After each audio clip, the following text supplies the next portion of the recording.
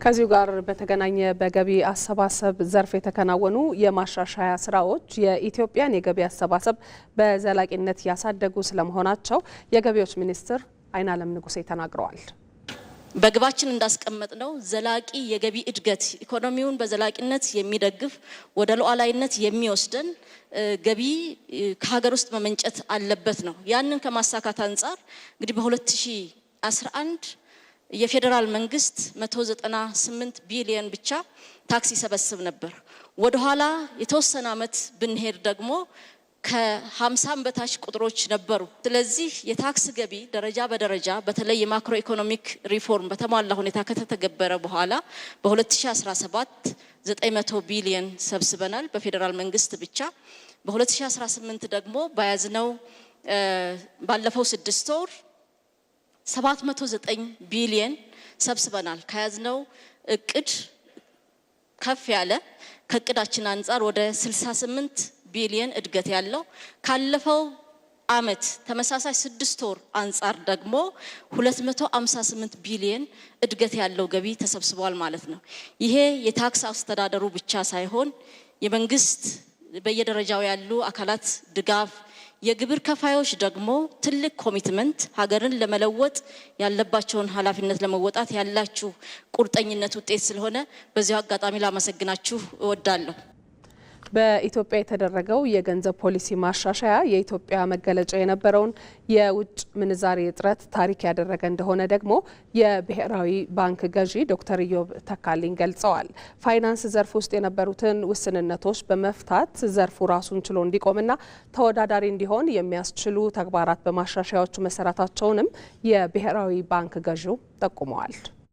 በዘመነ መልኩ በእውቀት በተመራ መልኩ የገንዘብ ፖሊሲውን የመብራት ስራ ሲሰራ ቆይቷል። እንዲሁም በጣም ዘመናዊ የሆኑ የገንዘብ ግብይት ስርዓቶችን ሴንትራል ባንኩ ገንዘብ ሲበዛ የሚሰበስብበት ሲያንስ ወደ ኢኮኖሚ የሚያስገባበት ባንኮች እስፈርስ የሚገያዩበት ስርዓት ተደርግቷል። በውጭ ምንዛሬ ማሻሻያ ረገድ እንደምታውቁት ያሰለቸን አንድ ቶኪንግ ፖይንት ቢኖር የኢትዮጵያን ኢኮኖሚ ይገልጽ የነበረው የውጭ ምንዛሬ እጥረት ነው። ኢንቨስተር በሰበሰብን ቁጥር ስለዚህ ጉዳይ ነበር የሚወራው።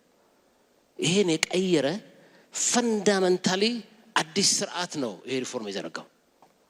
የፋይናንስ ዘርፍ ማሻሻያው የፋይናንስ ዘርፉ የተረጋጋ አካታችና ጤናማ እንዲሆን ያደረገ ነው።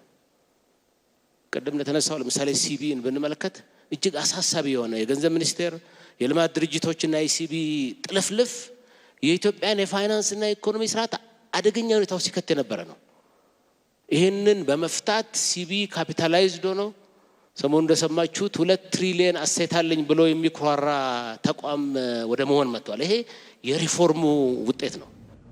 በሌላ በኩል የቴሌኮሙኒኬሽን ዘርፉ ላይ የተደረጉ ማሻሻያዎች ለፋይናንስ ተደራሽነት ቅልጥፍናና ዘመናዊ አገልግሎት እየሰጠው ያለው አገልግሎት የላቀ መሆኑን የኢትዮጵያ ኮሚኒኬሽን ባለስልጣን ዋና ዳይሬክተር ኢንጂነር ባልቻ ሬባ ገልጸዋል።